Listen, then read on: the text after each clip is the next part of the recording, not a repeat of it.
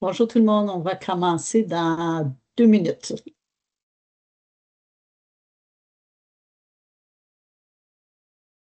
Bonjour Amanda.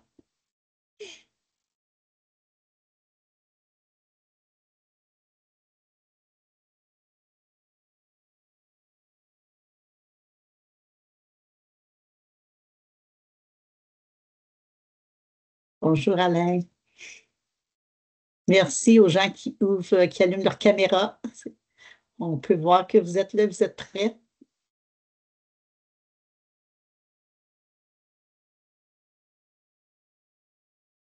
Je faisais un petit test avec la Varda. J'ai fait un petit bonjour. Ça fonctionne.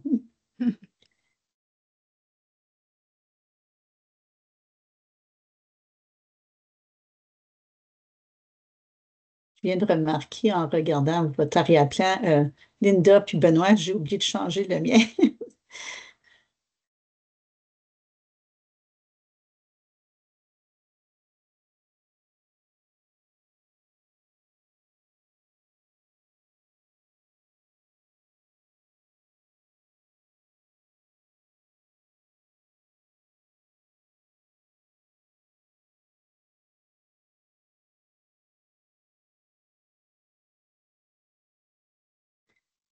Je crois que nous allons commencer parce qu'on est vraiment serré dans le temps. Donc, je me nomme Joanne Héroux-Ferraud. Je suis leader pédagogique au sein de l'équipe tactique du Centre Franco. J'ai avec moi ma collègue Linda. Linda. Allô, je suis Linda Dellins-Puy et je suis aussi leader pédagogique de l'équipe tactique au Centre Franco. Donc, nous aimerions vous souhaiter la bienvenue à l'atelier Votre coffre à outils pour sensibiliser à la cybersécurité. Donc, quelques petites précisions avant de débuter l'atelier. Nous invitons à allumer vos caméras.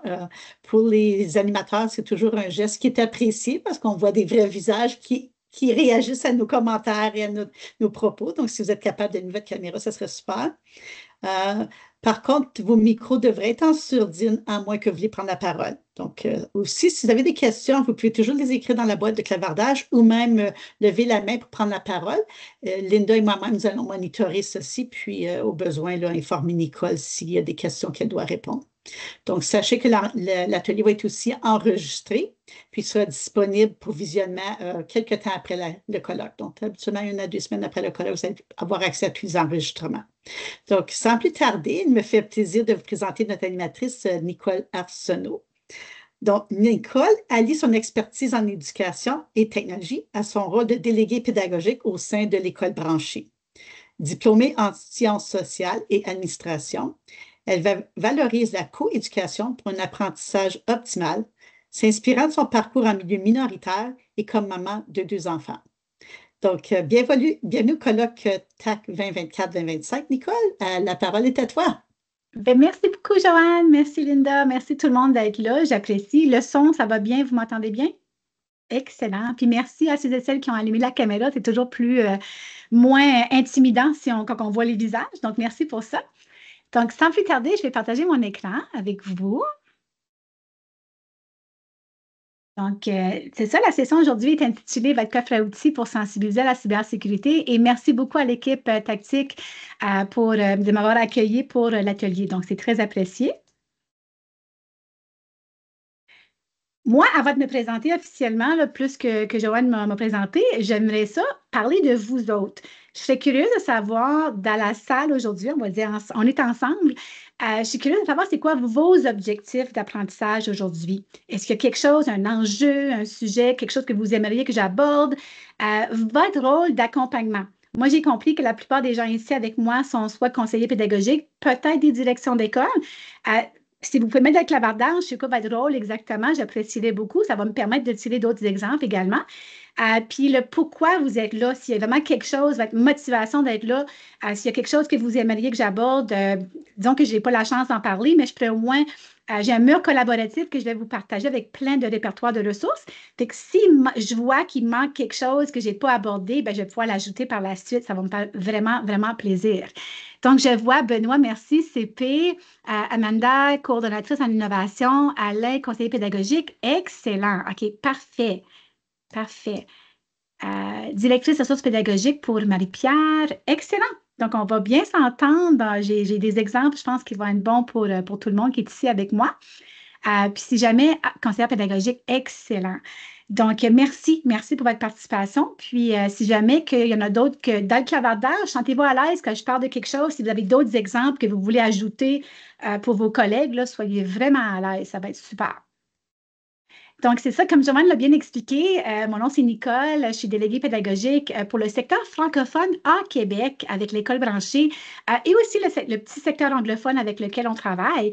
Donc, je suis maman de 2 enfants. Je le dis toujours parce que disons, depuis que je suis devenue maman puis mes enfants ont entré dans le système scolaire, je suis encore plus intéressée et plus passionnée, surtout avec la cybersécurité. Je trouve que c'est tellement un enjeu qui est important, c'est critique même. Puis moi, dans le fond, les petits icônes qu'on voit, les photos que j'ai choisies pour me représenter, toutes les photos du haut, ça, pour moi, c'est l'équilibre. Dans tout, je suis zéro technophile. Je ne suis pas la fille qui aime les bebelles, les applications. Non. Moi, si je vois qu'il y a une plus-value pédagogique, puis il y a quelque chose qui peut m'aider à aller plus loin, faire les choses juste différemment pour faire ça différemment, ça ne m'intéresse pas trop. Donc, il faut vraiment qu'il y ait une plus-value pédagogique. Donc, ce que je vous ai montré dans ma présentation, c'est des choses que moi, je pense qui ont des plus-values. Puis, si ça peut vous aider à donner des idées, j'ai mentionné tout à l'heure, avant qu'on a commencé pour Benoît, il y a une application avec l'IA que j'utilise, puis vous allez la voir aujourd'hui. Donc, ça va me faire plaisir de jaser avec vous autres après si vous avez des questions. Puis les drapeaux qu'on voit en bas, bien, ça, c'est mon parcours, ma construction identitaire. Je suis acadienne d'origine. J'ai grandi dans une toute petite région minoritaire francophone, la ville du Prince-Édouard. J'ai vécu longtemps en Ontario, dans votre belle province. Donc, ça me fait vraiment chaud au cœur d'être là avec vous. Puis j'ai étudié au Nouveau-Brunswick, à l'Université de Moncton, là-bas. Puis aujourd'hui, je vis de la ville de Québec avec ma petite famille, donc mes 2 enfants puis mon mari.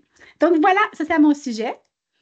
Et aujourd'hui, mes objectifs que je me suis fixés pour la session, donc le coffre à outils pour la cybersécurité, je vais chercher à vous êtes déjà sensibilisés, je sais, dans vos rôles à l'importance d'éduquer avec la cybersécurité.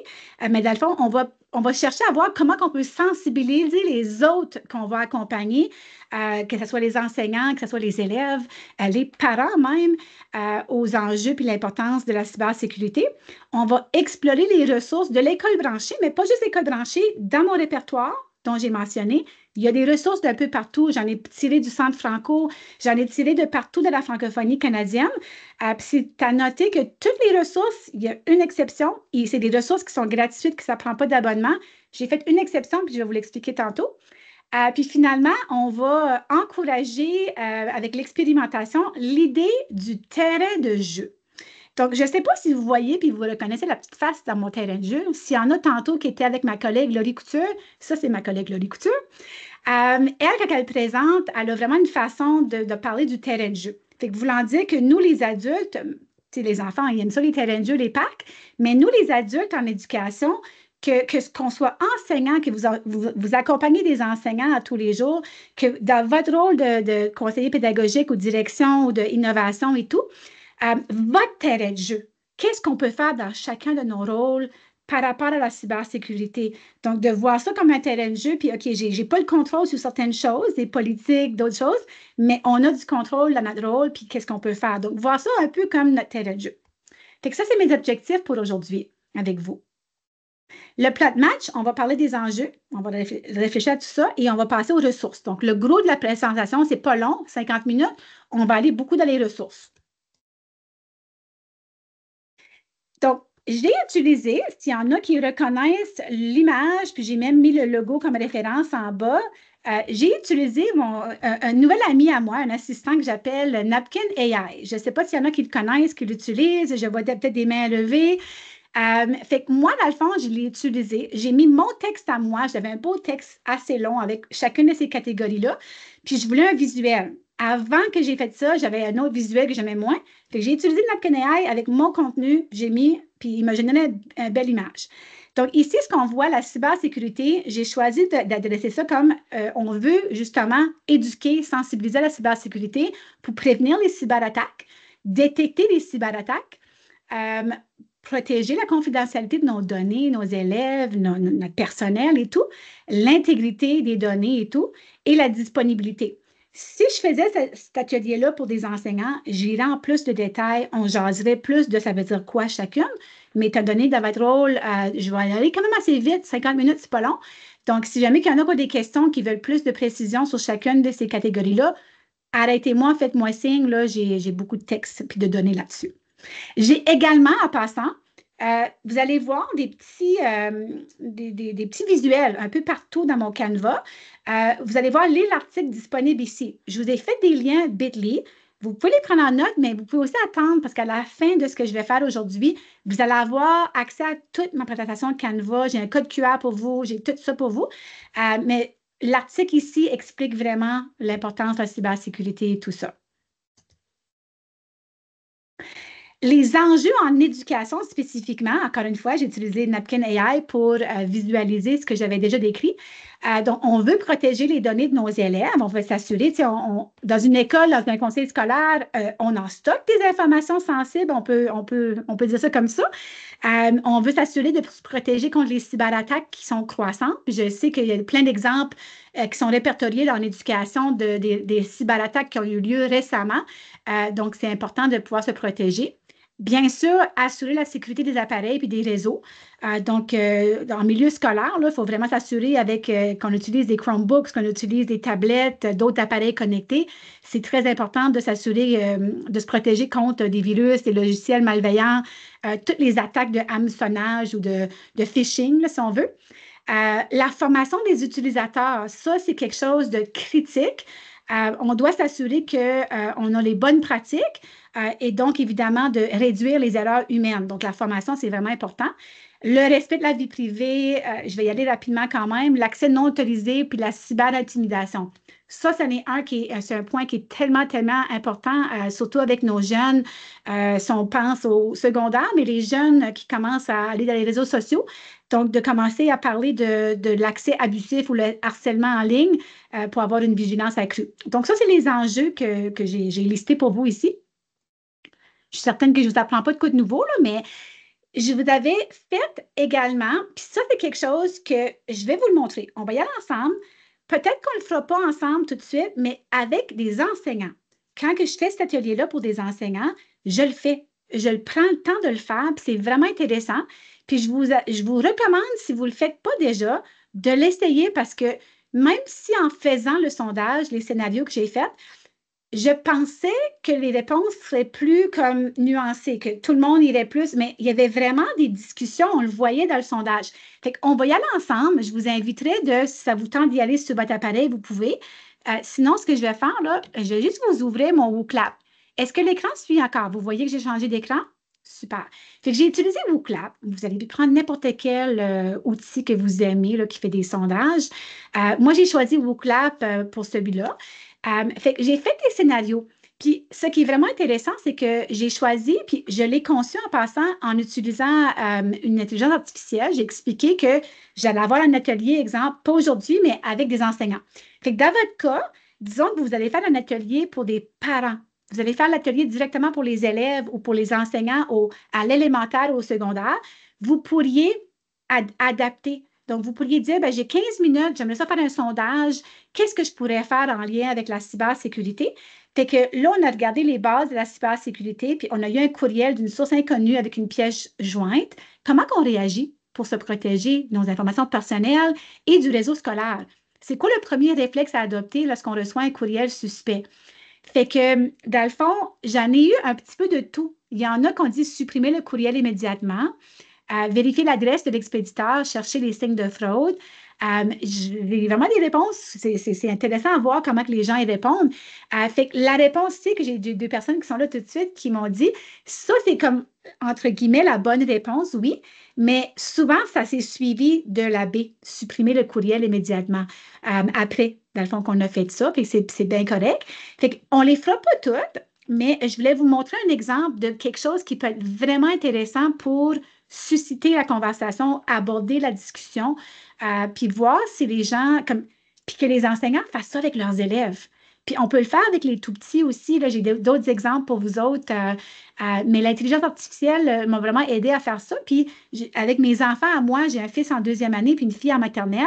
J'ai demandé, moi, à l'IA de m'aider avec quelques questions de base pour les tout petits, pour comment que je pourrais commencer à adresser les notions de cybersécurité. Mes enfants ne sont pas sur les réseaux sociaux, mais il y a différents, pour les 7 ans, 8 ans versus les 16, 17 ans, on peut faire des activités bien différentes. Donc, ça, c'est un exemple d'une activité que vous pourriez faire avec vos enseignants en les accompagnant. Donc, j'ai choisi des mots de passe sécurisés. Les autres questions ici, puis vous pouvez changer le langage en question là, sur la cybercitoyenneté puis le respect en ligne. Je vois qu'un élève publie un commentaire qui est désobligeant sur un forum de ligne en classe. Vous voulez les enseigner les bonnes pratiques. C'est quoi la meilleure approche? Quelle action prendre en tant qu'enseignant pour promouvoir la cybercitoyenneté ou l'étiquette, la bonne étiquette en ligne cyber? Donc, est-ce qu'on l'ignore? Est-ce qu'on supprime? Est-ce qu'on l'utilise comme une leçon de respect et ainsi de suite? Donc, celle-là est intéressante parce que justement, il y en a qui disaient qu'elle allait juste supprimer le commentaire, d'autres bloquer l'élève. Mais dans le fond, la C, là, c'est vraiment l'apprendre comme une leçon là, sur le respect en ligne pour avoir la discussion. C'est sûr que c'est l'idéal de faire ça, puis ensuite de supprimer, bien sûr, le commentaire, là. Donc, il y a plusieurs questions ici qu'on peut regarder sur le phishing. Le hameçonnage, si les gens ne savent pas c'est quoi, c'est une belle discussion à avoir, et ainsi de suite. Donc, ça, je vous recommande. J'ai l'exemplaire des questions que moi, j'ai utilisées, mais vous pourriez les adapter très facilement avec selon votre contexte aussi. Et que je vais retourner ici. On va le voir. Excellent. J'ai toujours un petit moment de doute si mes écrans suivent, mais c'est parfait, je pense. Donc, l'importance de sensibiliser à la cybersécurité, les visuels que j'ai choisis ici, en fait, c'est que, comment je peux dire ça? L'article qui est référencé en dessous, en passant, c'est un article que j'ai écrit moi-même en fonction de certaines activités qu'on pouvait faire. Donc, la manière que je vois ça, c'est que quand les enfants sont jeunes, on doit les apprendre à être vigilants, à faire preuve de vigilance, que ce soit à traverser la rue, il faut les apprendre à le faire sécuritairement. Il faut les apprendre aussi par rapport aux dangers avec les inconnus. Ça fait partie de la trousse qu'on espère bâtir avec nos élèves pour qu'à la fin de leur parcours scolaire, qui est comme un coffre à outils qui est bien garni. Puis la cybersécurité, c'est une grosse partie. Si je me rappelle, moi, quand j'étais jeune, c'était pas important, c'était pas quelque chose qu'on a trop adressé dans ma jeunesse, mais aujourd'hui, c'est pas la même chose. Donc, ça fait partie de l'importance de sensibiliser à la cybersécurité. Je vais quand même prendre une petite seconde pour ouvrir le lien, juste pour vous montrer à quoi ça a l'air. Puis ça va aussi vous permettre de voir le type de ressources que je vous ai mis dans votre coffre à outils. Ici, ça vous amène sur le site de l'École branchée. Puis ça, c'est le fil de nouvelles. Donc, le fil de nouvelles de l'École branchée, il y a des articles qui sont publiés à tous les jours. C'est gratuit, tout le monde a accès. Vous avez accès à toute la revue de toute façon, puis je vais vous montrer comment tantôt. Mais le fil de nouvelles, on publie toutes sortes d'articles. Et celui-là, j'avais fait des idées d'activités pour développer les réflexes cybersécuritaires à l'école. Donc, si vous feuilletez cet article-là, vous allez voir mon même petit visuel que j'ai fait. Puis j'ai fait cet article-là parce que ça faisait peut-être 5-6 fois que j'offrais l'atelier sur la cybersécurité, puis je voulais comme regrouper certaines activités. Donc ici, je les ai regroupées en fonction de la maternelle, dans le fond, j'ai été préscolaire à la 2e année, donc certaines activités pour les plus jeunes. Donc, si on poursuit plus bas, comme avec les tout petits, exemple, organiser un jeu avec les feux de circulation pour aider les élèves à distinguer les comportements à éviter, la lumière rouge, et ainsi de suite.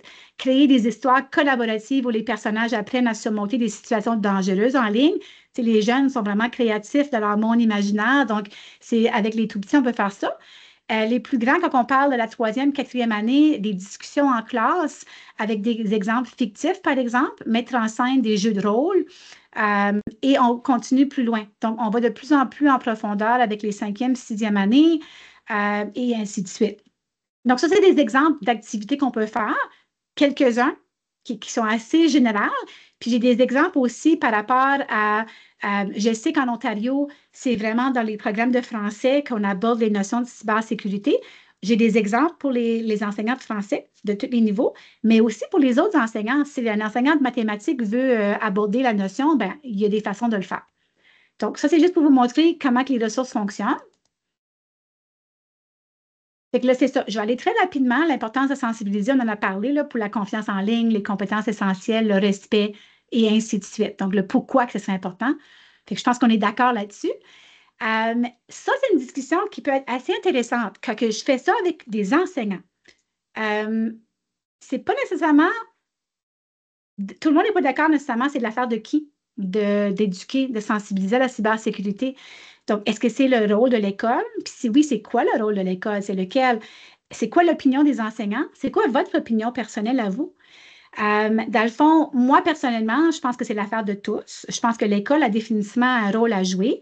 Les parents aussi ont un rôle à jouer. Donc, c'est des choses à questionner. Quand je fais comme des ateliers très longs, disons une demi-journée là-dessus, ça peut être intéressant d'avoir cette conversation-là. Donc, je vous recommande de peut-être poser la question aux enseignants, comment ils… Il y en a plusieurs qui ne se sentent pas à l'aise, ils se disent, ben moi, je ne connais pas ça, ce n'est pas ma place. On donne ça au département informatique. J'entends ça souvent. Donc, c'est important, je pense, d'aborder la discussion, de voir comment ils se sentent à l'aise ou pas.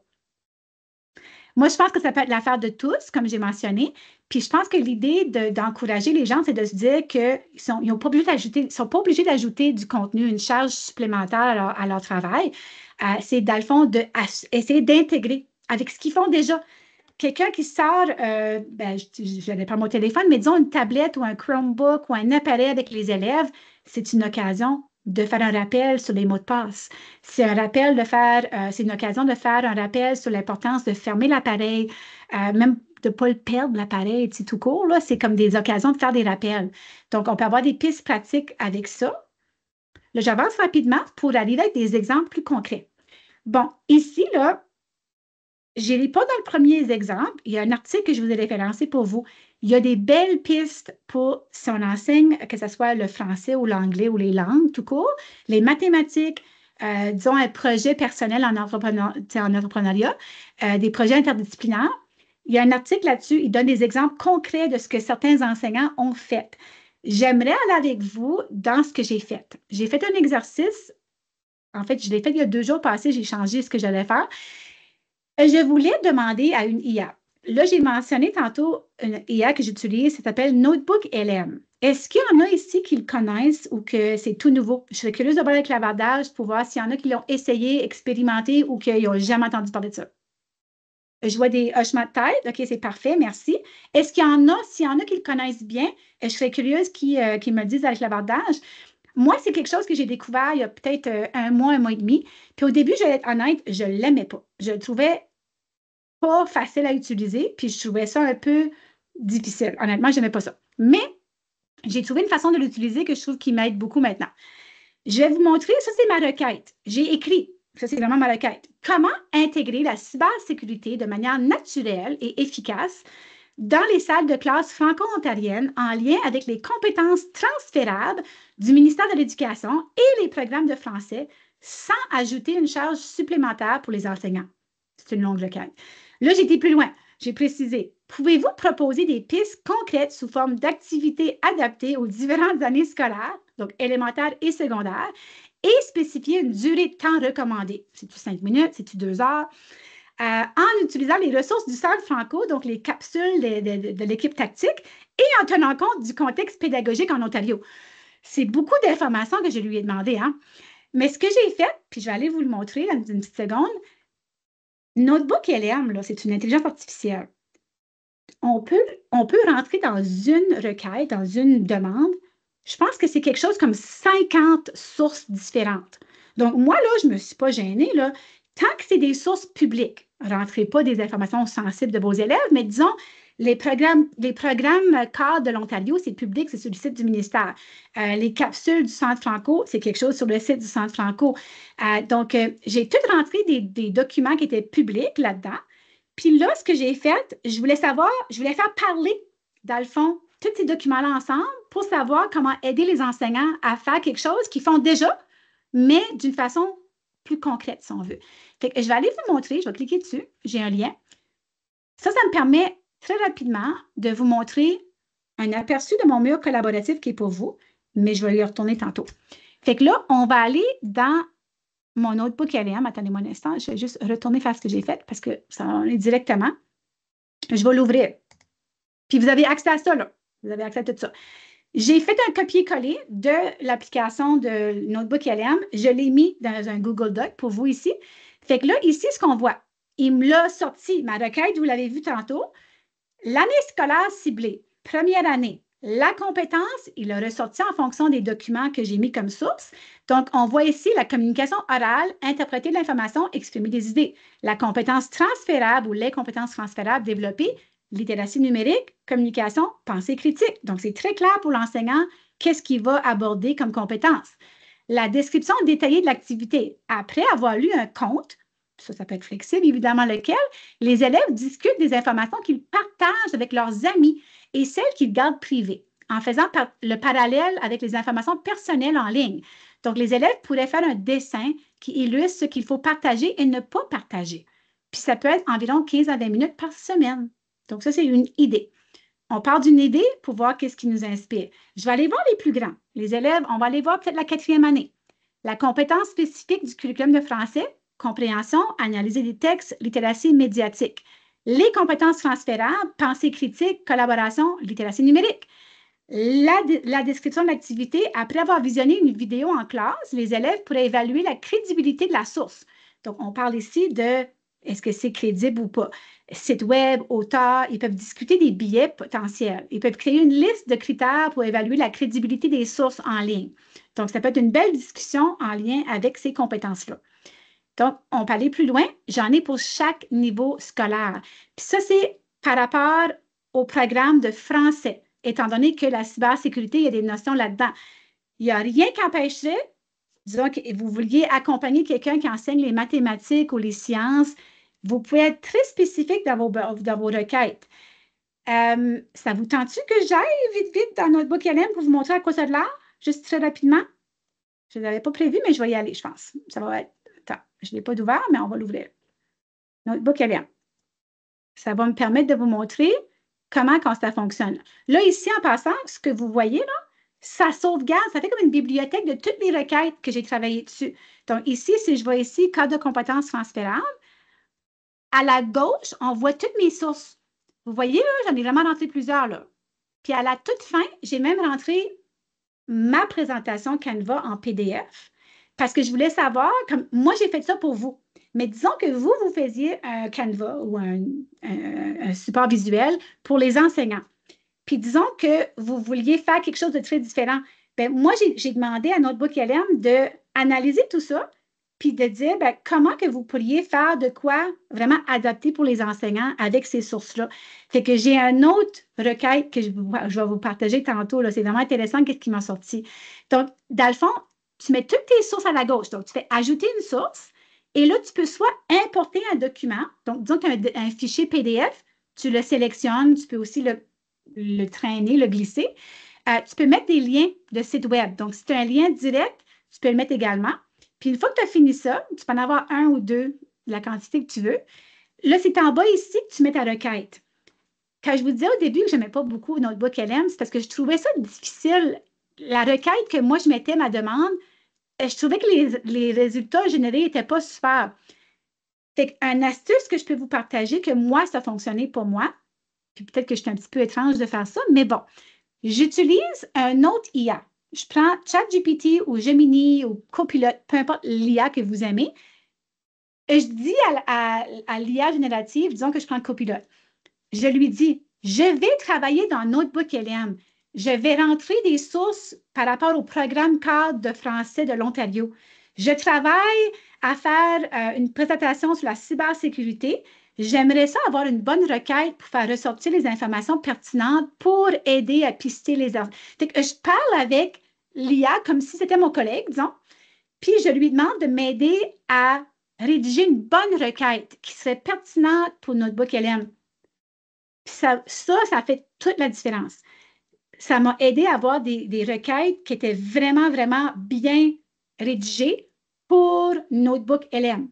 Puis Notebook LM, étant donné que j'ai plusieurs sources, avoir décortiqué tous les programmes de toutes les années scolaires, on s'entend-tu que ça a été long, là? Tu sais, moi, je suis pas enseignante de français en Ontario, fait que ça m'a permis de vraiment cibler et j'ai quand même pris le temps de vérifier mes sources après, parce que ici, je vais vous montrer quelque chose rapidement, là. Disons que j'ouvre celui-là, OK? Puis là, il me donne de l'information. Là, je ne suis plus dans la requête, mais d'habitude, que je le fais immédiatement. Quand je le fais tout de suite, on le voit dans le centre. il met toutes ses notes, c'est comme des notes de bas de page. Il y a tous des petits numéros, puis tu peux cliquer dessus, puis ça t'amène directement à la bonne source. Donc, ça, c'est une parenthèse pour vous dire qu'on peut checker, vérifier, valider que l'information est valide. Donc, juste pour vous faire cette parenthèse-là. Fait que ça, c'est ça que j'ai utilisé pour notre boîte LM pour vous suggérer des activités pour les enseignants de français, quelque chose sans les ajouter de charge de travail. S'ils font déjà une histoire, ils font déjà un projet, comment ils peuvent aborder la cybersécurité d'une façon quand même concrète. Est-ce qu'il y a des questions par rapport à ça spécifiquement? Je prendrai le temps de vous montrer exactement où dans mon répertoire. J'ai beaucoup de colonnes dans le Padlet que je vous ai fait, mais il y a une colonne que ça va être comme votre colonne préférée, on va dire. Là, tantôt, je vous ai mentionné que j'ai demandé à Notebook LM de me faire une requête qui était pour améliorer une présentation qui serait pour les enseignants, disons. Disons que vous voulez présenter quelque chose dans une école spécifiquement. Fait que j'ai utilisé le cadre de référence de l'équipe tactique là, pour les compétences transférables. Donc, c'était super utile. Ça m'a vraiment aidé à faire ça. Puis là, je vais cliquer là-dessus. Ça me ramène à mon Padlet. Je vais vous montrer le document. Ça, c'est le document que j'ai fait concrètement, que j'ai copié-collé, en gros, du Notebook LM dans ce document-là. Fait que, dans le fond, il y a plusieurs pistes pour améliorer une présentation qui va être, disons, préparée par des conseillers pédagogiques ou des directions d'école ou peu importe le rôle, pour mieux soutenir les enseignants en matière de cybersécurité. Donc, les suggestions qu'ils me donnaient, c'était mettre, puis ça, c'est en fonction de toutes les sources que j'ai mis. J'ai mis les programmes CAD en Ontario, j'ai mis ma présentation à l'école branchée, j'ai mis les compétences transférables du ministère. Donc, il a fait ressortir tous les points forts de ces ressources-là. Et donc, ça, il m'a comme genre synthétisé qu'est-ce qu'il fallait faire. Mettre l'accent sur l'importance de la sensibilisation. Explorer, promouvoir les ressources existantes, notamment celles de l'école branchée, parce qu'il y en avait plusieurs là-dedans. Fournir des scénarios concrets, intégrer la cybersécurité dans les compétences transférables, mettre en évidence le rôle du personnel enseignant dans l'intégration de la culture francophone dans les pratiques pédagogiques, tenir compte des considérations éthiques. Et donc, il y en a d'autres. Fait que ça donne quand même une bonne synthèse, si on veut, de ça. Là, je vais fermer quelques écrans, sinon j'ai comme un peu peur que je vais faire sauter mon ordinateur. J'ai toujours trop d'écrans ouverts. C'est comme le problème de notre génération, je pense. Donc, là, je m'en viens aux ressources avec l'école branchée. Donc, on a la revue à laquelle que vous êtes abonné. Tout le monde en Ontario, dans les écoles francophones de l'Ontario, ont accès à la revue de l'école branchée à travers d'une entente avec le Centre Franco. Donc, vous êtes abonné à la revue. Je prends le temps de quand même vous montrer les deux autres modules que certains conseils scolaires ont pris l'abonnement, d'autres non encore. Mais si vous tombez sur ces ressources-là, vous saurez au moins qu'on offre la formation, des créations découvertes, on offre des guides pédagogiques Scoop. Ça, c'est le seul exemple que je vous ai montré dans mon Padlet d'une ressource qui n'est pas disponible gratuitement en Ontario. Le Scoop, on a un guide qui est spécifique à la cybersécurité. Donc, je l'ai mis, comme ça, vous le sachiez que c'est là. Si ça peut permettre de donner des idées, là, vous m'en parlerez plus tard, mais c'est juste pour que vous sachiez qu'on a vraiment développé quelque chose de bien en lien avec la cybersécurité. Donc, vous êtes abonné. Les thèmes de la revue qu'on a adressés cette année, c'était bien sûr la cybersécurité à l'automne. On a adressé un numéro sur la lecture, l'écriture, donc tout ce qui est littératie, numératie. Puis ce qui s'en vient très bientôt, c'est tout ce qui est en lien avec les objectifs de développement durable. L'an prochain, je suis très, très, très contente de vous dire qu'on va avoir une thématique en septembre, là, ça va être sur le bien-être et le bonheur à l'école. Donc, ça va être en septembre. À l'hiver, ça va être une thématique sur comment mieux s'organiser puis planifier en lien avec le numérique. Puis, la dernière thématique, ça va être donner la voix aux élèves. Donc, ça va être une belle thématique pour qu'on parle des élèves et de leurs besoins. Ça, je vous montre rapidement comment accéder à la revue. Dans le fond, vous pouvez aller soit sur votre environnement d'apprentissage virtuel de votre conseil scolaire. Le logo d'école branchée devrait être là. Puis sinon, bien, allez sur le site du Centre Franco que vous connaissez tous bien.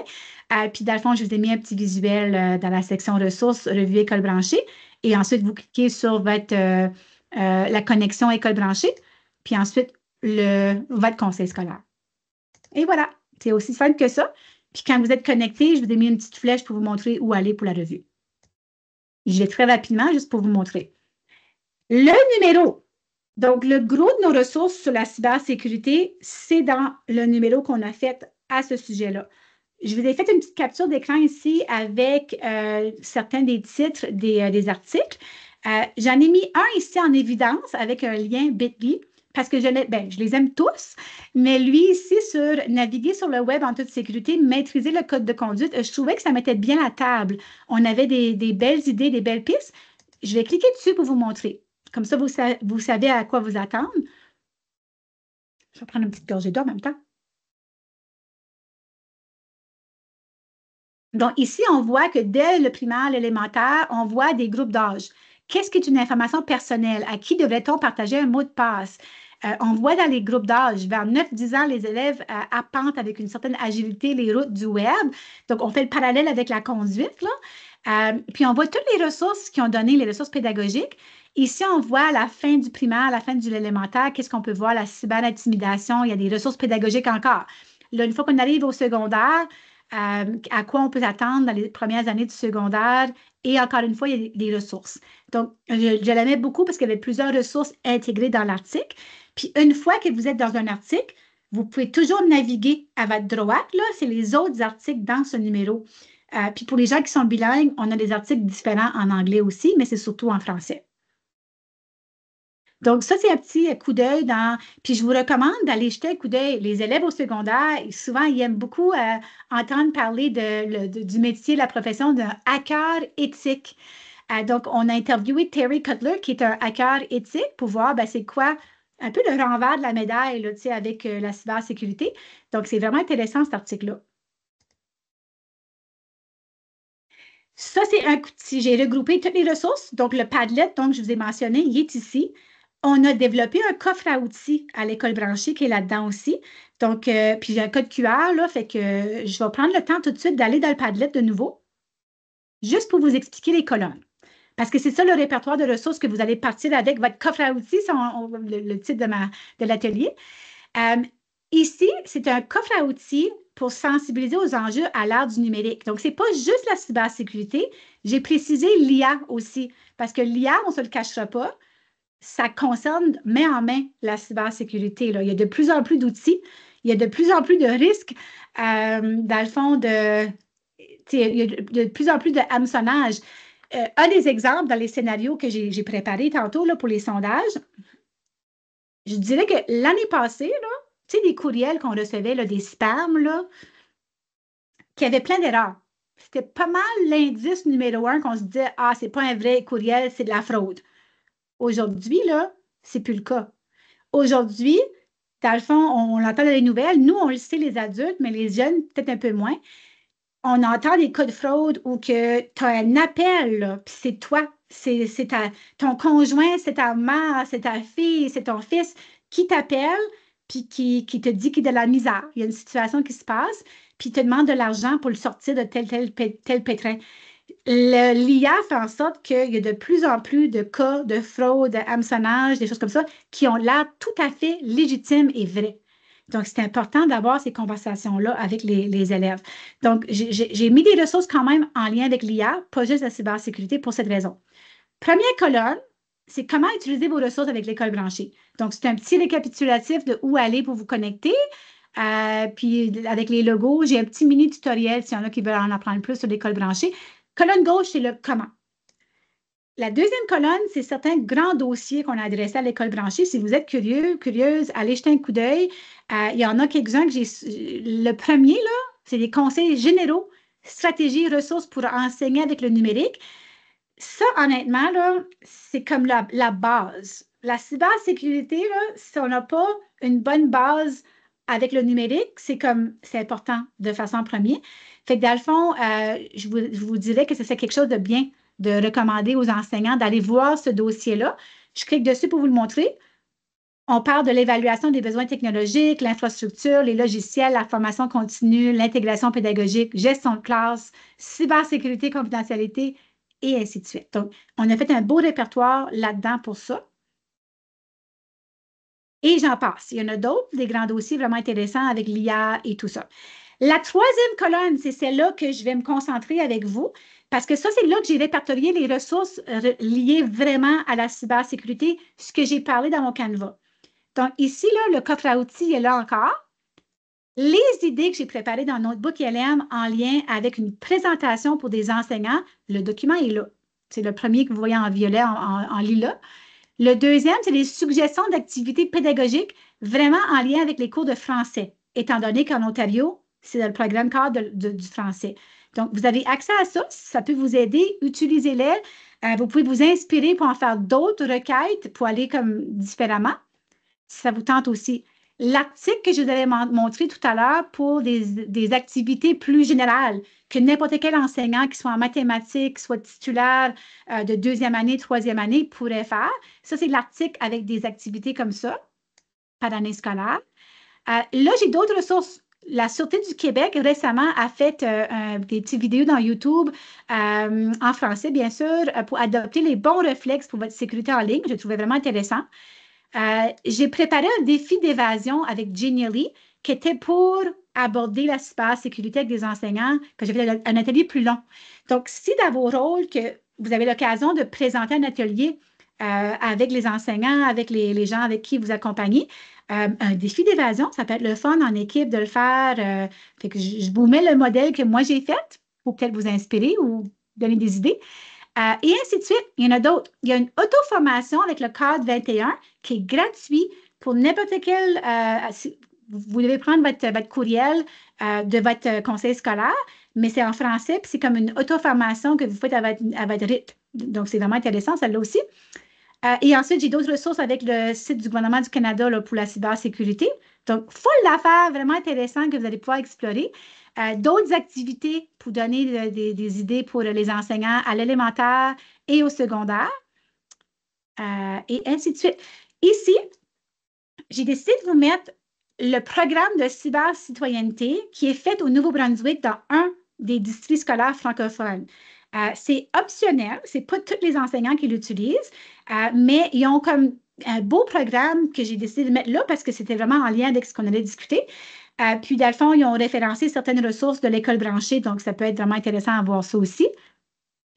Puis ça, c'est le un guide que je vous ai dit, là, que c'est la seule chose là-dedans à laquelle pas tout le monde a accès, mais je le trouvais intéressant de le mettre parce que s'il y en a qui cherchent des idées, on l'a conçu pour ça. Donc, voilà, ça, c'est la colonne sur la cybersécurité. Les autres colonnes, j'ai des ressources sur l'IA, des ressources, des exemples de requêtes avec l'IA, si ça peut vous intéresser, un guide. J'ai mis toutes les références que j'ai utilisées, que ce soit avec le Centre Franco, le Code de compétences transférables, les capsules avec le Centre Franco aussi, les compétences transférables avec le ministère, le curriculum avec le ministère. Donc, c'est tout là. Puis les dernières colonnes, ça, c'est plus des petits bonus. S'il y en a qui sont curieux de voir les revues qu'on a adressées dans le passé, là, en lien avec la cybersécurité, tous les thèmes qu'on a abordés, là, la ludification, l'esprit d'entreprendre à l'école et ainsi de suite, ils sont là. Vous pouvez cliquer dessus. J'ai fait un petit échantillonnage d'articles que je trouvais que peut-être qu'elle aurait pu vous intéresser. Fait que ça, c'est ça. Puis le coffre à outils. Je vous invite à nous joindre. L'École branchée, on a une salle de profs, c'est un groupe dans Facebook. On discute beaucoup, beaucoup, beaucoup d'enjeux liés à l'IA, cybersécurité, plein de choses, des thèmes actuels en éducation. Sentez-vous à l'aise de nous joindre à ce groupe-là. C'est juste pour les gens en éducation là-dedans. Je vous laisse ça pour vous. Puis là, je suis rendue dans ma conclusion. On n'est pas pire dans le temps, c'est bien.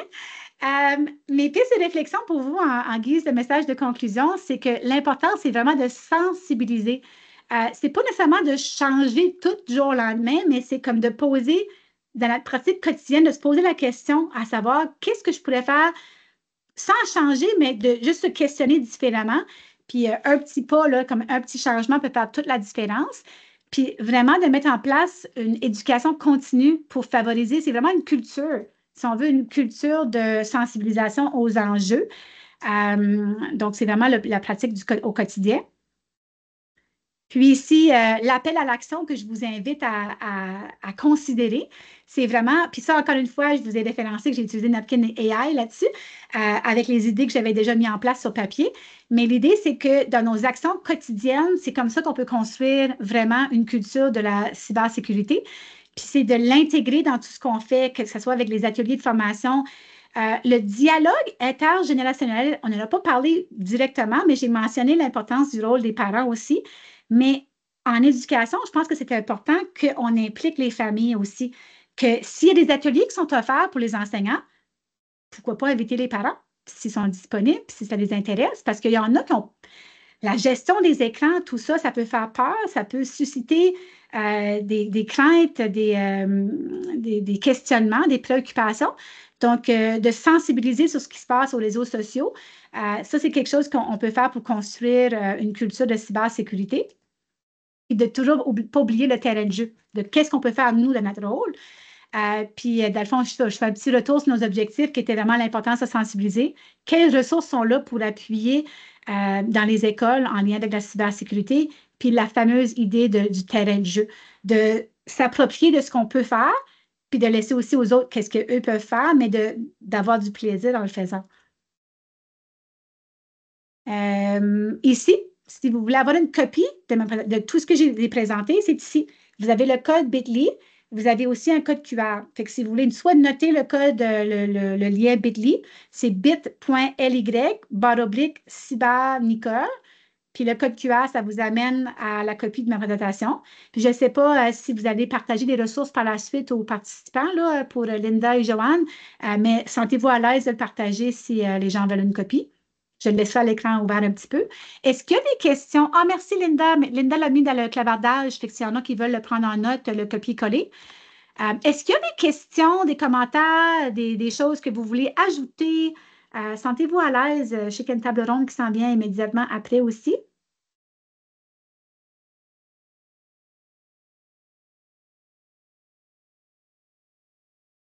Je ne vois pas de main levée et de questions dans le clavardage. Merci beaucoup, Nicole. Ça a capté notre attention. Puis merci encore pour ce beau partage de ressources qui vont sûrement être repartagées dans nos écoles. Excellent. Ben, si je peux me permettre, excuse-moi Linda, mais Oui. si dans la salle qu'il y en a que vous faites bientôt un atelier, disons avec un groupe, j'adorais ça, avoir votre feedback après. On aime ça entendre ce que vous faites, puis de faire rayonner vos pratiques, vos exemples dans le fil de nouvelles, tout. Fait que sentez-vous à l'aise, puis ou si vous allez faire de quoi, puis vous voulez que je vous envoie d'autres ressources ou vous n'êtes pas sûr où trouver, envoyez-moi un courriel. J'ai mis mon courriel à l'écran.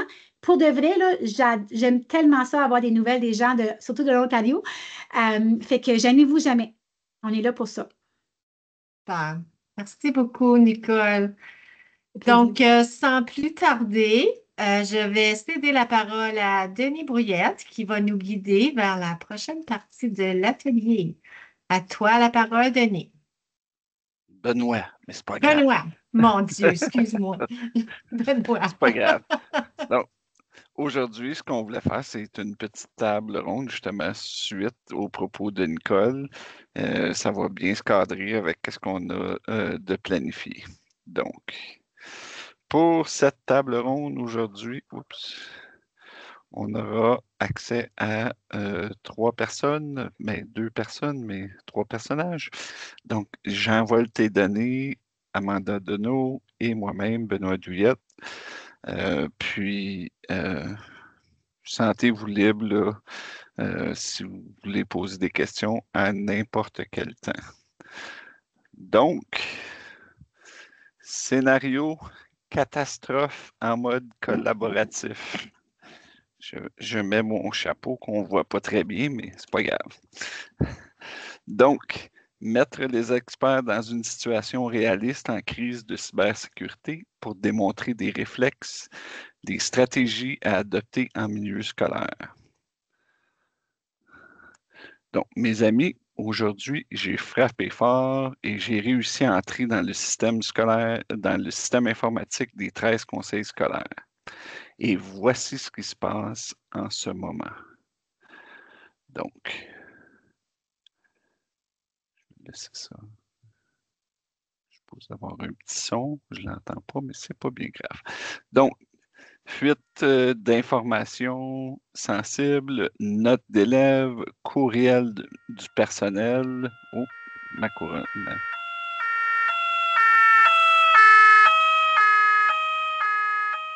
Donc, plus d'accès à aucune plateforme numérique éducative, donc Google Classroom, Teams, Portail, EAV, peu importe les plateformes que vous avez, c'est une attaque de type rançonnel, donc les fichiers des enseignants sont chiffrés, une rançon est exigée. Donc, alors, nos experts en cybersécurité, que faites-vous maintenant? N'oubliez pas, les téléphones des directions d'éducation sonnent déjà. Donc, sans plus tarder, je vais céder la parole à Amanda qui va répondre à la question comme suit. Comment assurez-vous de promouvoir une utilisation sécuritaire des sites web, des applications ou autres plateformes numériques? Merci, Benoît ou Jean-Vol, je ne suis pas certaine c'est qui. OK, alors moi, je suis la coordinatrice en innovation pour mon conseil scolaire, puis je voulais partager juste un petit peu notre processus de qu'est-ce qu'on peut faire pour s'assurer que nos personnels, on utilise des plateformes qui sont, disons, évaluées de manière sécuritaire, parce qu'on ne peut pas juste donner droit à tout le monde à cliquer n'importe où, à utiliser les données des élèves, genre free for all. Donc, nous autres, on a un processus, on prend ça assez sérieusement parce que on alloue 2 fois par semaine, moi et le coordinateur de TIC, on se rencontre 2 fois par semaine pendant 2 heures chaque fois. Ça fait environ 4 heures par semaine au minimum qu'on a un système mis en place. Puis, j'ai juste pris une petite note pour ne pas manquer une étape. Alors, soyez patients si c'est la lecture, mais je vais essayer de comme l'expliquer. Donc, nous avons un système, c'est pas mal organisé. Lorsqu'un membre du personnel souhaite faire approuver un site web ou une application, une extension, il remplit un billet au service de TIC, donc dans Top Desk. Le billet demande quelle plateforme numérique il souhaite faire approuver. Le membre du personnel va fournir l'adresse de la plateforme, une brève description et comment il veut utiliser l'outil. Mais avant de remplir le billet, il consulte un document. On a un document qui s'appelle Catalogue des logiciels et applications 2024-2025. Et le lien de ce catalogue est dans le billet, donc c'est très accessible. Dans le document, il trouvera un onglet qui dit approuvé, un onglet qui dit non approuvé dans le document. Si la plateforme ne se trouve pas dans le document, il n'a pas déjà été approuvé ni pas approuvé et il procède avec le billet. Alors, disons, s'il veut l'utiliser comme Notebook LM, l'outil que vous avez utilisé. Si on a déjà eu ceci dans le passé, ça a été évalué, tu vas le trouver dans le document. Sinon, alors il faut remplir le billet.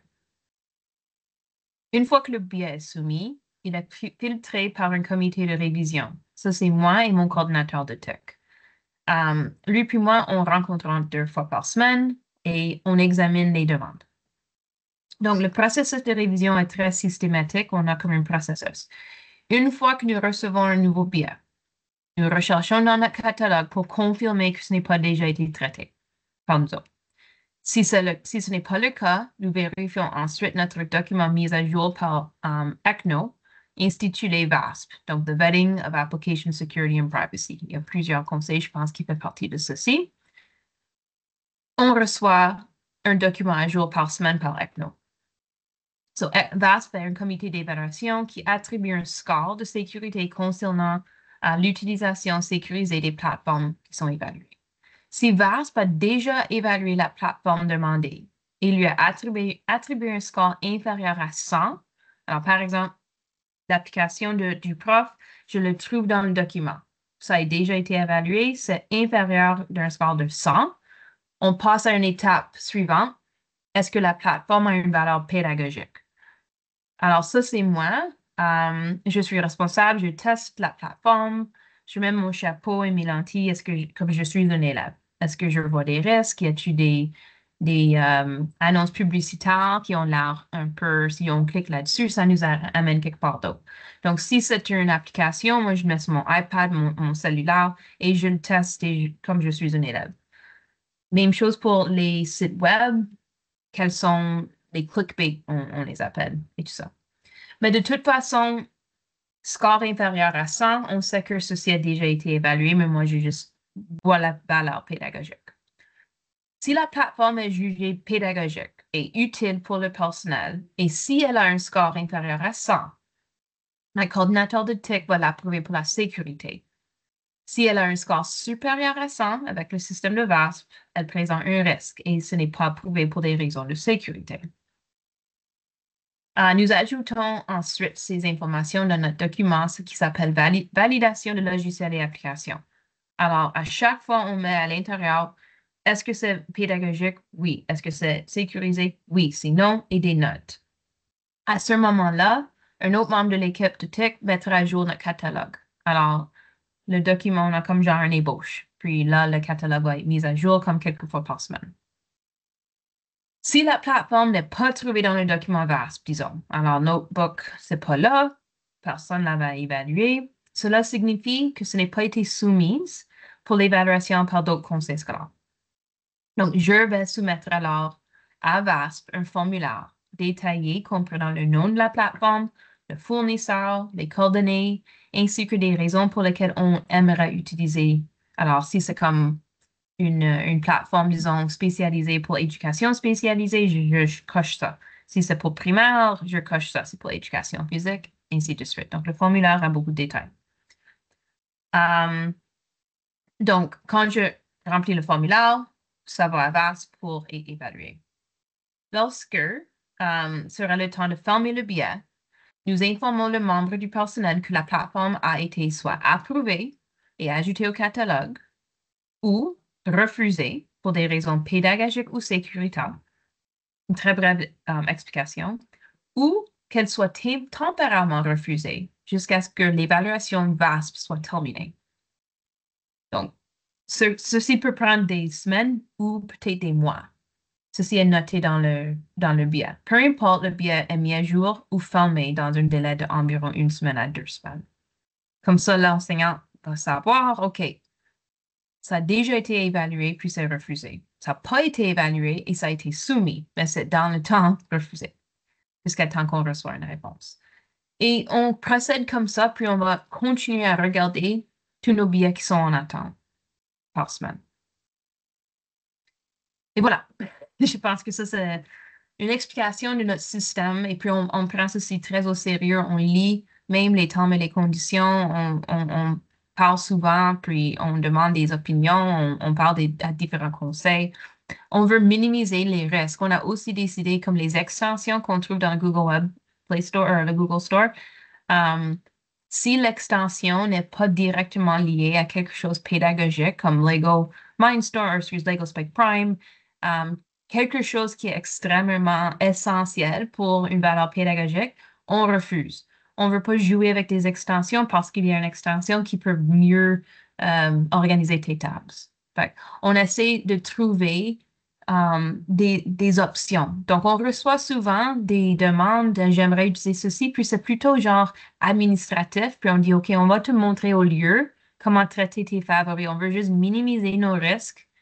On ne va pas juste accepter chaque chose parce que ça a l'air cool, puis ça sauve du temps, l'organisation. Donc, on est vraiment vigilant avec les extensions qui sont peut-être flashy, mais pas exactement nécessaires. Et moi aussi, mon rôle, c'est si je refuse quelque chose parce que ça n'a pas de l'air, sécuritaire, là, on essaie de trouver une autre option avec une plateforme qu'on a licence déjà. Donc, savais-tu que tu peux en fait faire ceci avec, Lumino ou Smart Notebook, puis on l'a déjà. Savais-tu qu'on a cet outil-là? On a une licence payée avec, disons, Book Creator. Alors, ça, c'est un outil que tu pourras utiliser au lieu. On essaie d'offrir des solutions et pas juste refuser puis dire au revoir. Excellent. Et voilà. Oui. Question numéro 2. Comment que vous communiquez ces astuces-là avec ces informations-là à la cybersécurité dans votre conseil? Alors, pour nous autres, on a 2 départements, M6 et 7-12 pour pédagogique, puis chaque département a un genre de... c'est comme un bulletin mensuel qui a des nouveautés. Alors, on appelle ça au son de la cloche en maternelle Math 6, et puis en 7-12, on a un document qui s'appelle des nouveautés. On essaie de partager des informations pertinentes, des trucs et des astuces, des ressources, surtout pendant le mois d'octobre pour souligner le mois cybersécurité. On partage des jeux, des one-pagers, puis des choses comme ça. Là, ça va dans les bulletins où les enseignants, celles qui sont abonnés, ils peuvent avoir accès à ça plus tard aussi. Donc, c'est pas juste des informations dans une boîte à lettres qui va probablement se disparaître. De plus, notre chef de TIC, il est vraiment bon. Il va envoyer des rappels et juste n'oubliez pas des trucs et des astuces, surtout avec ces choses qui sont comme genre phishing. Et aussi, on essaie de comme passer le message, de regarder de proche les adresses, les domaines, parce qu'on a eu des, des enseignants qui ont découvert qu'ils ont reçu des choses ça a l'air de Google. Mais si tu regardes très proche, c'est Google. Puis ça manque le L, il n'y a pas un L. Si tu regardes très, très proche au domaine, ça nous arrive tout le temps. Costco, quelque chose qui a l'air vraiment Canada Post, sécuritaire. Mais si tu regardes le domaine très proche et tu fais un zoom, il y a beaucoup de fois quelque chose qui manque. Donc ça, c'était quelque chose qu'on avait fait un genre courriel explicite avec des screenshots. On a des animateurs en technologie dans nos écoles. Eux autres, ils sont vraiment bien informés. Ils partagent les rôles. Ils sont dans la même équipe des techniciens. Alors, ils vont s'informer, puis dans leurs propres écoles, s'assurer d'envoyer des notices pour, n'oubliez pas, faire attention avant de cliquer, etc. Donc, c'est ça. Excellent. Est-ce qu'il y en a qui ont des questions pour Amanda? Ça va? Vu qu'on est un petit groupe, on peut se le permettre. Donc, pour mon côté, au Conseil du Grand Nord, quelles formations, quelles sensibilisations ont été déjà faites? Au sein du Conseil, ça fait déjà plusieurs initiatives qu'on a au niveau de la cybersécurité pour renforcer ça. Puis, je peux vous expliquer aussi que ce qui est encore plus dur à prendre chez nous, c'est qu'avant, les profs et le personnel avaient une liberté avec je vais utiliser le thème, leur ordinateur. Maintenant, ce sont vraiment des ordinateurs conseils et puis ils n'ont plus le droit d'installer rien. Avant, ils pouvaient faire tout ce qu'ils voulaient. Donc, on est passé d'une pendule à l'autre bout de la pendule. Donc, c'est juste pour vous mettre en situation. Donc, il a fallu faire beaucoup de formation cybersécurité. Donc, ça fait déjà 2, 3 ans. Il y en a une qui s'en vient aussi, c'est pour tout le personnel scolaire. Je sais que justement mon collègue est dans la rencontre aussi. Alain et moi, on fait aussi de la formation dans des classes, là, dans des accompagnements avec des niveaux particuliers. Puis oui, on va adresser, par exemple, le mot de passe. Oui, on va adresser certaines pratiques cybersécuritaires à l'intérieur des classes. Au cours des dernières années aussi, on a fait quelques simulations de courriels malveillants, comme vous avez mentionné plus tôt. Et puis, il y en avait qui étaient excellents. Ils connaissaient exactement les sujets sur les dossiers qu'on travaillait. Ils savaient.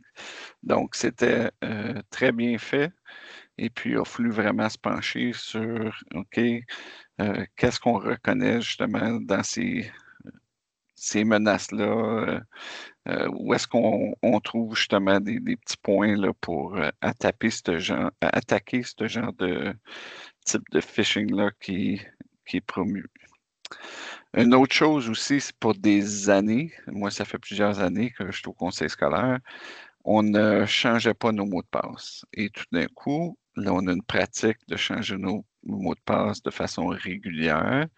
Donc, je peux vous dire que ça a offusqué beaucoup de gens parce que quand tu n'es pas habitué de changer de mot de passe et de changer à des mots de passe robustes et en 2025, disons, c'est très difficile pour certaines personnes de s'y adapter. Mais on continue, les mots de passe sont changés ici à une fréquence, là, je ne me souviens pas, c'était aux 3 mois ou 6 mois.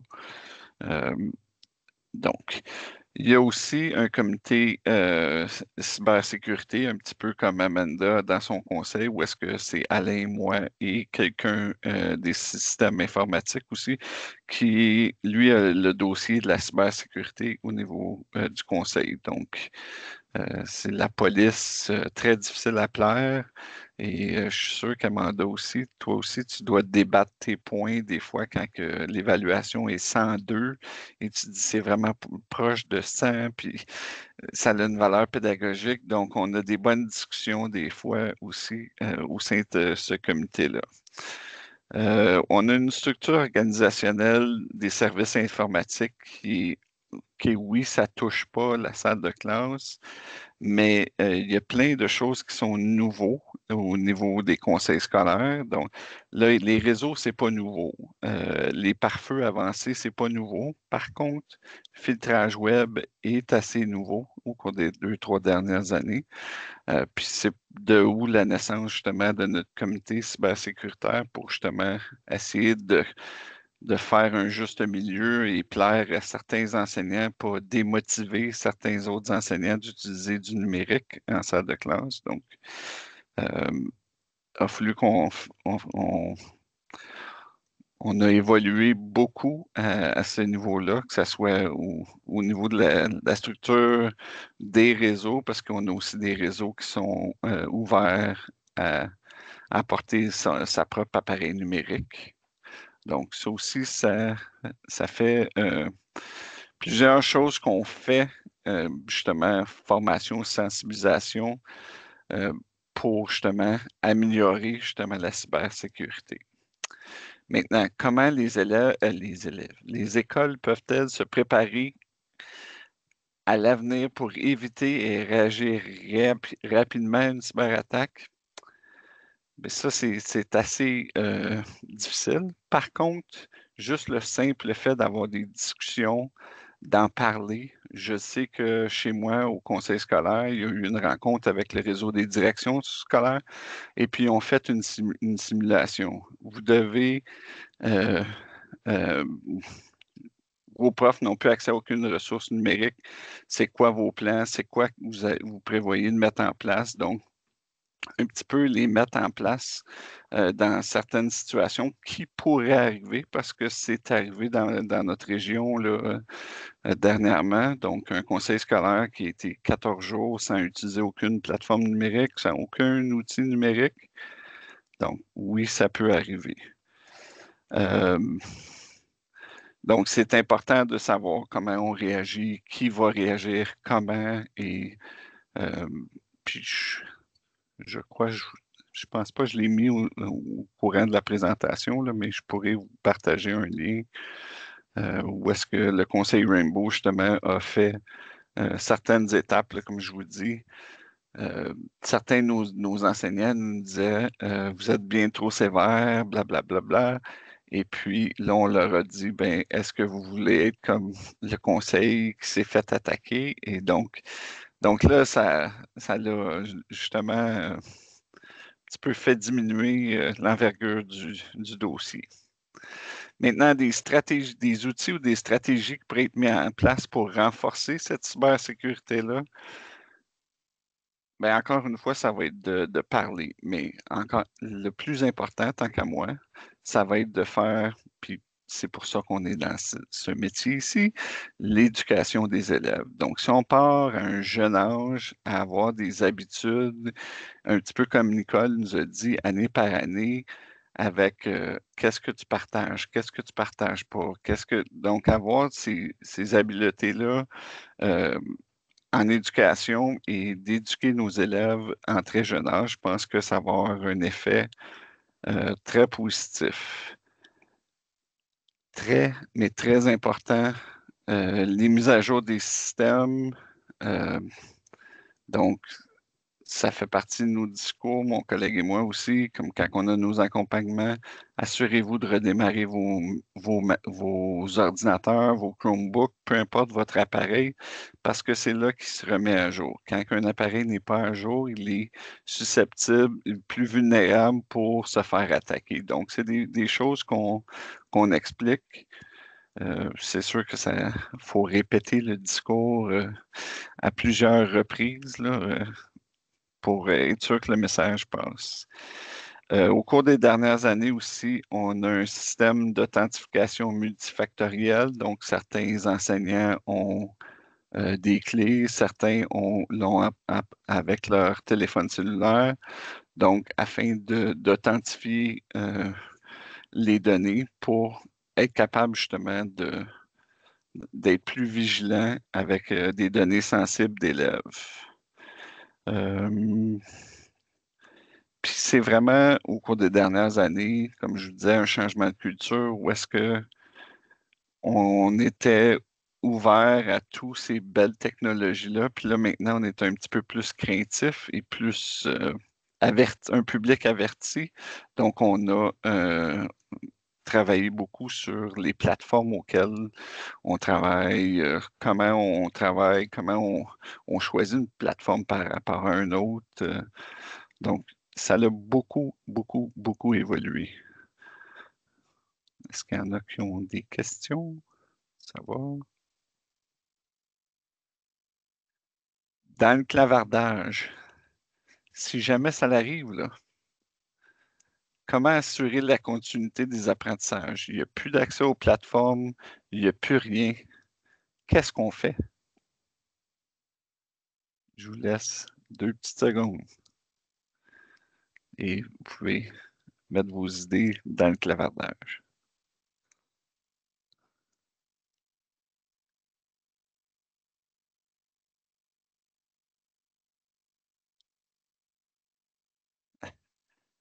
Oui, panique.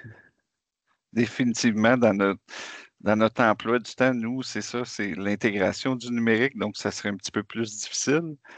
Mais encore une fois, Alain et moi, on s'est déjà donné comme défi de peut-être avoir du codage débranché, des activités de codage débranchées, de préparer, d'avoir un petit peu plus de matériel manipulatif qu'on pourrait être débranché, mais quand même traiter de certains sujets. Est-ce que c'est pendant l'hiver, le printemps? Ben, ça ne dérange pas, ça. Le ski de fond ou la randonnée pédestre,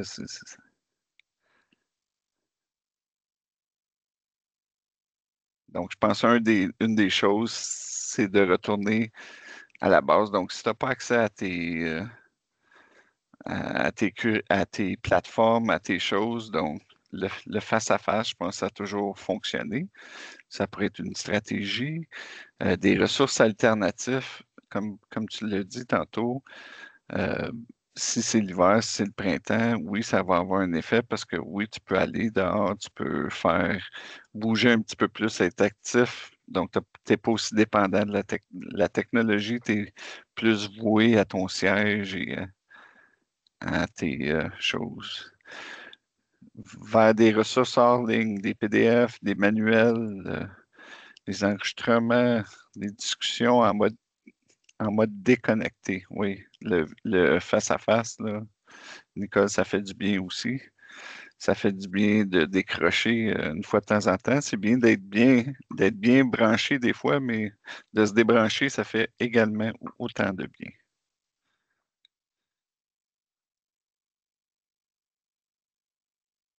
Donc, vraiment, j'envole tes données, aurait pu même aller jusqu'à donner les données sur le dark web. Comme je vous disais, le conseil scolaire qui a été touché dans la région ici, depuis les données ont été transférées depuis 2012. Donc, n'importe quel employé qui a travaillé depuis 2012, le numéro d'assurance sociale, toute cette information-là a été partagée. N'importe quel élève de ce système-là, depuis 2012, ça a été rapporté. Donc, est-ce que ça vaut la peine, justement, qu'ils étaient un petit peu plus permissifs? Je crois qu'ils ont peut-être des regrets maintenant. Maintenant, si vous pourriez donner un conseil clé aux écoles pour éviter ce genre de catastrophe-là, quel serait-il? Amanda, est-ce que tu avais préparé un petit élément de réponse pour ça? Mais non. Peux-tu retourner à la question avec la madame qui tombe? Oh, oui, excusez. Honnêtement, on est tous dans la même place, comme on ne sait pas quoi faire. Et nous autres, est-ce qu'on a un plan concret? Non, mais il n'y a personne qui l'a. On a besoin de croiser nos doigts, qu'on essaie de mettre les meilleures pratiques qu'on peut faire et pas ignorer. Surtout quand ça dit de changer ton mot de passe, comme combien de fois est-ce qu'on clique à do it later, on va le faire plus tard, plus tard, plus tard, plus tard. Alors, un conseil clé, c'est vraiment de ne pas ignorer et de donner du temps. Alors, c'est très facile à juste cliquer sans le lire. On peut éviter des choses qui sont pas nécessaires. Quand on prend des risques, est-ce que ça vaut la peine? Pourquoi est-ce qu'on a vraiment besoin d'utiliser cet outil? Est-ce qu'on a vraiment fait du background? Euh, on a lu les messages? Je sais qu'il y a beaucoup de personnes, surtout des amis que je connais, ils juste cliquent oui à chaque fois au lieu de lire les alertes qui viennent. Alors, pour moi, un conseil très clé, c'est de prendre du temps, de bien lire, bien réfléchir.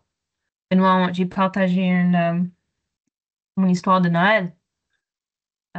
Hier, on s'est parlé, puis je disais que je suis dans le rôle et j'ai été piégée pendant Noël. Et puis, j'ai presque 100 $ qui est parti parce que je pensais d'avoir bien lu.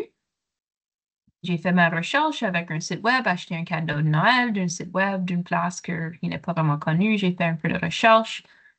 Et il n'y avait pas de drapeau rouge. J'ai procédé, puis je voulais être très vigilant. Et quand ça est venu à la page de payer, puis j'ai mis ma carte crédit, et tout à coup, tu sais, quand ça dit dans la prochaine page, on va lui donner un total avec livraison et tout.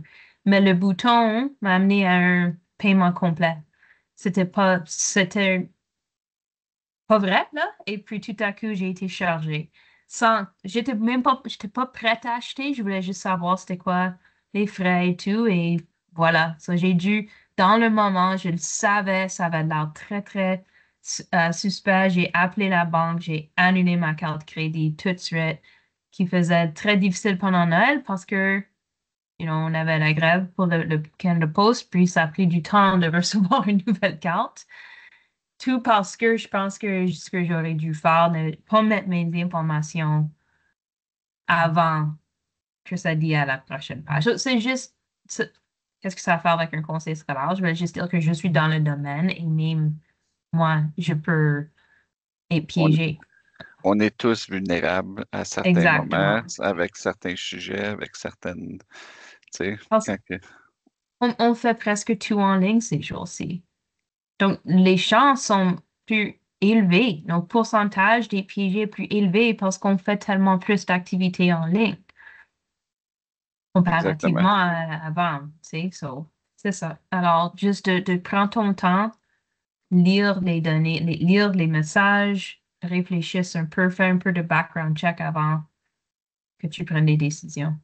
Ouais. Puis je pense que ça va être continuer à former justement le personnel, les élèves, parce que oui, ça s'en vient de plus en plus complexe et oui, ils sont meilleurs à avoir des meilleurs graphiques, surtout avec l'aide de l'intelligence artificielle maintenant.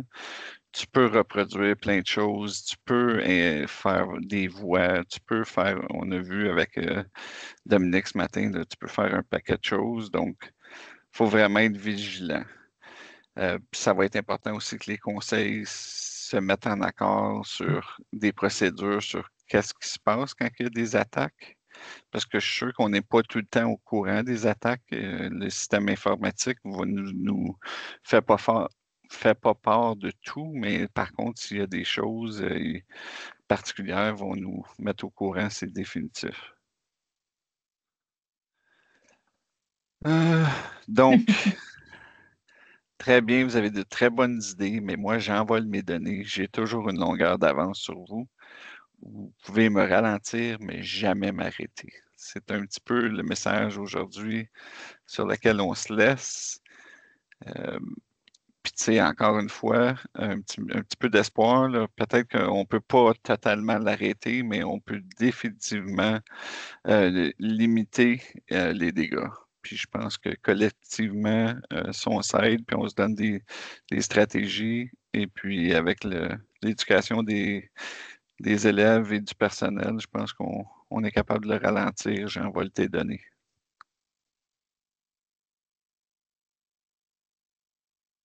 Puis, ça conclut la petite séance. Vous avez aussi le formulaire de rétroaction. Je vais mettre. Je viens de placer dans le Ouais, clavardage également. parfait. J'étais pour le placer, mais sinon, on est en plein dans le mille avec le temps. C'était jusqu'à 50, donc ça va nous laisser notre 10 minutes pour aller voir Gaël. Et puis, je vous souhaite une bonne fin de journée et bonne soirée. Merci, Denis. J'ai de la misère avec ton nom, hein? C'est Benoît. Oui, mais c'est correct. C'est Ça pas se une peut pas. insulte. Tu as Denis, été c'est un, rebaptisé, là. ouais, c'est un autre bon nom, c'est bon.